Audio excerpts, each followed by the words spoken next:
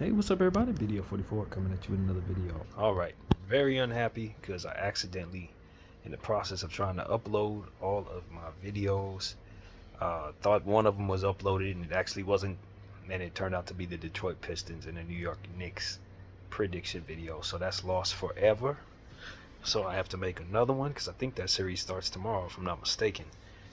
And so I'm just going to sum up what it is we talked about essentially in that video. It was like a good 25 minutes where I was going back and forth, and it's gone. So, yeah, the New York Knicks.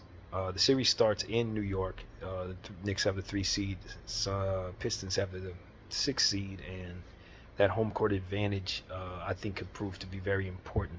If the Pistons were able to steal that home court advantage away from the Knicks early on by taking one of those 2 games, I don't know that the Knicks get it back. That's one of the things I was thinking about as I was considering this series. You know, we're talking about Karl Anthony Towns, Jalen Brunson, um, Mikal Bridges, Josh Hart. Uh, it's a hell of a team that the New York Knicks have put together. OG Anunoby's over there.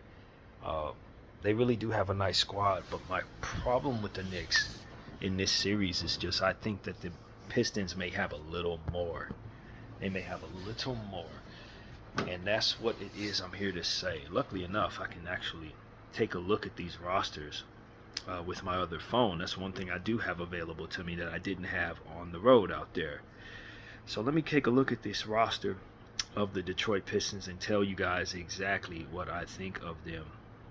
Luckily enough, this thing was already looking at the Knicks and the Lakers, so it shouldn't be too hard to pull up the Pistons. But I think the main thing that I just kind of came to the conclusion of was that in my mind's eye, the Detroit Pistons have a lot of athletic players that they can throw at the New York Knicks, and the New York Knicks have been running the same 8 or 9 guys, 7 guys in a lot of cases, all year long. And I just think the wear and tear is a real thing.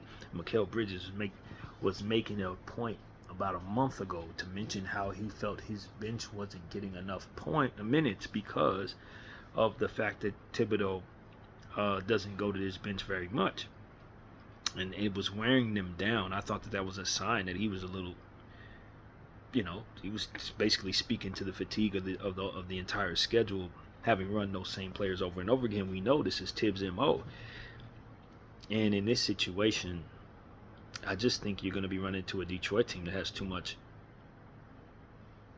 athleticism in multiple positions, to where the Knicks are usually a team that plays hard, fast, and strong. But the Detroit Pistons have the ability to do that. And when I look at Jalen Brunson, he's not 100% healthy. Although he's going to be out there, he's going to take some time to get in his rhythm. And I look at Cade Cunningham and can argue he's just as good of a closer as Jalen Brunson. And this is going to be a very dangerous situation because of it. So, I walked away from this feeling like this series could potentially go the distance. And this Detroit Piston team is, I want to look at this roster and give y'all an understanding of what I have in my mind. But we're talking about a lot of guys here that can really play the wing position at a pretty high level. Now, I don't think Jaden Ivey is going to be back for this game. I don't think so. And I think they still have him missing, but I didn't even have him in my head when considering this team because he's been out for a good 3 months, maybe longer than that, with a broken leg. But it's been said that he may be able to come back this season before the season ends. So I don't know where he's at with his production, conditioning, or what have you. I'm not really sure. But when you look at this wing tandem here, you're talking about Ausar Thompson, Ron Holland, Tobias Harris, Tim Hardaway Jr. Cade Cunningham is basically 6'6". He's almost like that in terms of his length. Simone Fontecchio, another 6'7" forward. They just have a bunch of these type of people. When you consider specifically Holland and Ausar, now you're talking about athletic dudes that are flying at you and kind of, getting at you on both sides. So I don't know how their coach is going to want to play this, but they have the ability to throw a lot of forwards at the New York Knicks. And the Knicks, like I said, they only recycle the same 7 people over and over again. They don't play anybody else. So I just think that plays against the Knicks in a series where this team they're going against has so much depth. You got Isaiah Stewart and Jalen Duren in the front court. That's a lot of size. Paul Reed's back there. I don't know how many of these people are actually going to play. But Dennis Schroeder is a big acquisition for their team. You know he's going to be active in these playoffs. Hopefully he doesn't try to do too much because he tends to do that. Malik Beasley coming off a career year, shooting the ball. They just have the ability to stretch the floor in ways that they were never able to when their team was very bad. I think that was the issue with the Pistons, that they didn't have shooters. Well, they went and got a plethora of them, and now don't have that as an issue anymore. And Marcus Sasser's starting to get used to minutes, and he's starting to play well with it. I like Lindsey Waters as well as another shooter. So I just think that the Pistons are going to throw a lot of fresh bodies at the New York Knicks. And maybe that works in the Knicks' favor, because they're going to have a more condensed way of doing things, more continuity with what it is that they're using. It could potentially work in the Knicks' favor, but I could also see a world where they just keep throwing fresh bodies at these guys and start to wear them down with different looks. And, I know that Josh Hart has been dealing with the knee for a while. Karl Anthony Towns, we'll see how he's looking out there. He's going to have to play very well. He's got to be a star, to say the least, in my opinion. But he's going up against Jalen Duren and then Beef Stew, and I just think that that's going to be a tall task for him. He's not particularly a strong player. He's a hell of a star, but as it pertains to like physical strength and physicality, that's one of his weaknesses. So I don't think that plays well into it. He's going to have to stretch the floor, but it's going to be incumbent upon other people to really do some of the banging, and I think they're going to get outsized out there. They love to run Josh Hart at the 4 sometimes. I do not think that works in this series. I don't think it works against the Detroit Pistons. So it's just certain things that OG Anunoby is a bit undersized to be going up against these people as well. I wonder if this is just a bad matchup for the New York Knicks. A lot of people think the Knicks are going to win this series. I've been of the mindset that the series has been kind of locked for a couple of weeks now, so we've had a little more time to think about this one than some of the others. But I've been of the mindset that the Knicks probably win the series too. But when I look at it, I just don't know if I trust the Knicks roster when they haven't used but half of the team the whole year. If they do roll an ankle, now you're reliant upon using bench guys that haven't even played. That's the issue with the Knicks. Because they only use 7 players, now if you have to rely upon some of these people, you don't know what they can do for you. Tyler Kolek should have been utilized a little more. Pacome Dottie is a very talented player, should have been utilized some. I guess they got Marshawn Beauchamp. I don't know when they picked him up, but here he is on their roster. Precious Achiuwa is an important piece in this game, in this series. He's going to have to really play well, and I expect that he will. OG Anunoby, Josh Hart, Miles McBride, Mitchell Robinson. How available is he? He's a big part of this right here as well, because he's going up against Big Beef Stew and Jalen Duren himself. I can't trust him to stay healthy for 5 minutes, nor do I really know if he's going to even get on the floor. DeLon Wright, is he even getting on the floor? They got PJ Tucker on this roster. I didn't even know that. Landry Shamet, what are we getting out of him? Cam Payne. These are guys that have been journeymen who've been in playoff situations. But, do I expect anything out of them in this series? Not if they can't get on the floor. So, the question is, this isn't a bad New York roster. How much of it is Thibodeau actually going to use? Because the way I see it, he'll probably go about 7 to 8 deep. Precious Achiuwa, OG Anunoby, Mikal Bridges, Jalen Brunson, Josh Hart, Miles McBride. You may see some sprinkled in Landry Shamet and Cam Payne, but I don't expect him to play anybody else. And I would feel a lot better about this roster if he did. And so for me, I just think the New York Knicks are probably not going to go as deep as the Detroit Pistons. And I don't know if some of these Knicks aren't just tired because of it. And I don't know if they're not ready to roll an ankle because of it. And then you're forced to run DeLon Wright and Anton Watson or whoever these people are. I don't even know half of these people are. Kevin McKellar, I remember him as a rookie in the second round, but we haven't seen him play at all this year. Tyler Kolek, I know he can go, but he hasn't had any minutes. So it's like Ariel Huck-Porty. Like, Pacome Dottie, are they going to play these people? No. So for me, I just think that if you're going to limit yourself to only 7 people, the 7 people that you use cannot be undersized against this Detroit team that's going to be throwing everything at you. And that's why I'm of the mindset that this is a situation sort of like the Lakers situation with Minnesota, where Minnesota kind of hampers themselves by only utilizing a certain part of their roster, and they have so much other stuff to work with. This is similar in a way, in my opinion, because the New York Knicks do the same thing. I don't think the New York Knicks have as versatile of a roster in that regard, with their second and third units being able to shift their entire way of playing, like I think Minnesota's team is capable of doing. But just the same, you can't afford to roll any ankles. You can't afford for anybody even getting foul trouble, or else you're going to be utilizing stuff in the playoffs that haven't been used all season. So that's my concern with the Knicks, no matter who they play, whether they get out of this series or not. Meanwhile, the Detroit Pistons, for me, I just have so much confidence in Cade Cunningham being able to close a game out, just like I do Jalen Brunson.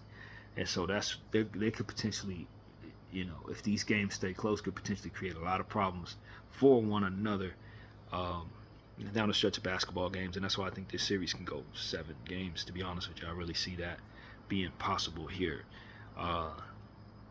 Talk about the Detroit Pistons. I just really wonder if this is not a case of people going with the Knicks because they have home court, because they have the big market, because they have the more famous team, and not necessarily looking at all the things that Detroit's going to be throwing at New York stylistically, with these 2 uber athletic wings out there defending and creating havoc, putting the Knicks in a position to where they have their energy matched. So that's my thing. I think the Knicks, when they're at their best, they play hard, they play fast, they play a physical brand of basketball. I think this Detroit Pistons team is capable of doing the same thing. Capable of doing the same thing with probably a little more size and a lot more depth that they're willing to use. So that's really what I'm here to say. I think the Detroit Pistons have a great chance of winning this series, you guys. Ivy continues to make progress on his recovery from his broken fibula and has been cleared for basketball activities as of April 10th. This is April 18th as I'm recording this. He will now enter the phase of reconditioning progression and will have his status updated in 2 weeks. So 1 week has passed since that statement. It will be another week before we see him. I think he could be back by game 4. He could be back by game 4. Yeah, if I'm doing my math right, he could be back by game 3, actually, when the series shifts back to New York. Or rather, back to Detroit, rather, since New York has home court advantage. So, yeah, this is going to get interesting, man. That game 1 is going to be tomorrow at 3 p.m. Eastern, noon Pacific time. So it's one of the earlier games, which is why I made this video right now. But I came to the conclusion in the video that I broke down that I'm never ever going to see again. That I think that the New York Knicks could potentially be going down to 7 in this series. I actually predicted the Pistons win against my gut, telling me the Knicks are probably going to get the whistle. Bigger names with the Knicks. Karl Towns. You see more players that you're likely going to see on the floor with higher ceilings than the Pistons at every given moment, because the Knicks condense their roster to such few people, and those people are really, really good.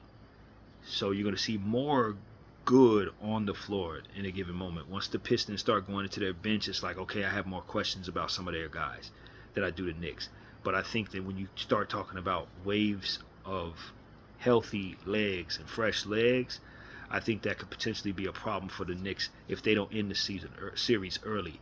And I do expect the series to extend because of the presence of a superstar level player like Cade Cunningham, who's going to get his game winners in my mind. He's going to have games where he's going to lead his team.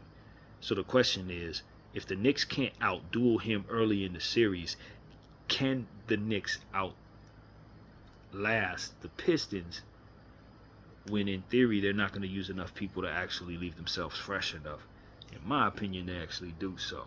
And so that's why I came to the conclusion that the longer this series lasts, the more it plays into the favors of the Pistons. And if that is the case, then I expect the Pistons to win the series. That's kind of how I'm looking at it. I think this series is close. I don't know how other people are looking at it, so I ain't going to say closer than people think, but I think it's close. And I would not be surprised of many outcomes in this series. I would not be surprised of many, but I came to the conclusion that I believe the Pistons are going to win the series because I just see a lot of healthy bodies and athletic players, and the Cade Cunningham factor versus Jalen Brunson, who's coming back from that ankle, I'm just not sure about. I'm really not sure about. But there were certain players that I didn't have in mind when I assessed these things. For the Knicks side, it was Precious Achiuwa. Didn't have him in mind at all. For the Detroit side, it was Dennis Schroeder. I had completely forgotten they had gotten him. So those are very important pieces. You need your role guys to play very well in this series on both sides. And I think that's going to be very important with these matchups. Also, I didn't consider Beef Stew very much in that video, I don't think. I might have mentioned him, but the point to understand is the Knicks front court versus Detroit front court in my mind. And that's Beef Stew, Jalen Duren, Karl Towns, Precious Achiuwa, Mitchell Robinson. It's a lot of shot blocking down there. So that's going to be very interesting, man. Who's going to win that battle? And then from there, are the New York Knicks wings that have been running to the ground going to keep up with these Ron Holland and Asur Thompson types who are going to be flying up and down on both sides of the floor, being athletic, getting out in the open court? All of that can be extremely, extremely problematic for the New York Knicks. And so that's kind of how I'm looking at this. Detroit Pistons shooters are going to have to hit shots, so they can't run cold, man. You can't have Malik Beasley and Fontecchio and Tim Hardaway running cold in this series. It's not going to work. You got to be able to hit shots. If they're going to play Lindsey Waters, these guys got to hit shots. So that's something that needs to be understood early on. And so, yeah, man, I look for a guy like Ron Holland to make a name for himself in this series. Marcus Sasser, another guy that I think can make a name for himself in this series. These are young players for the Detroit Pistons that I don't think too many people know of yet. I think that they could be big if they play. So it's going to be incumbent upon them to play well on both sides of the floor, hit shots and things of that nature. And, Cade Cunningham, of course. Jalen Brunson, of course. I expect Jalen Brunson to find his rhythm if he doesn't have any setbacks. By the end of this series, he's going to be himself. So they could make things very difficult for the Detroit Pistons, to say the least. Detroit did win their last game against the New York Knicks, 115 to 106, as I'm looking at stats right now. And, like I said, the Knicks only played. They played, 9 players? And that's average. That's not alarming in any way. But it didn't give them the victory. It did not give them the victory. Malik Beasley, Schroeder, Stewart, Holland, Fontecchio, Cunningham, Duren, Hardaway, Thompson, Harris. They're going to get a heavy dose of those players as well. So we're going to see. These coaches have some tough decisions to make. Marcus Sasser got a DNP in that game. We're going to see what these teams do. I'm going to roll with what it is that I said in the video that I made. That I just think the Detroit Pistons have a real shot at beating the New York Knicks in this series in 7 games. But there's a lot of star power that's going to have a lot to say about that. That's what I know for sure. So we'll leave it at that, man. This isn't as thorough of a video, but it is allowing me an opportunity to look at this phone, which is giving me a much better understanding of the rosters I was talking about. So all in all, it will do, man. But Cade Cunningham dropped 36 points, a block, a steal, and 8 assists on this New York Knicks team in that game. I would like to see how these two teams matched up throughout the course of the season before we get off of here. I want to see what that's look like here. Yeah, playoff series. Let's get to the regular season. The Knicks won 1. Pistons won. Pistons won the series 3-1. Pistons won the series 3-1, y'all. So, I don't know the context to a lot of this, but what I can say is, in my mind's eye, I think the Knicks are going to really have problems with these Pistons. And so I'm picking Pistons in 7. BDL 44. I thank y'all for watching. I'm out.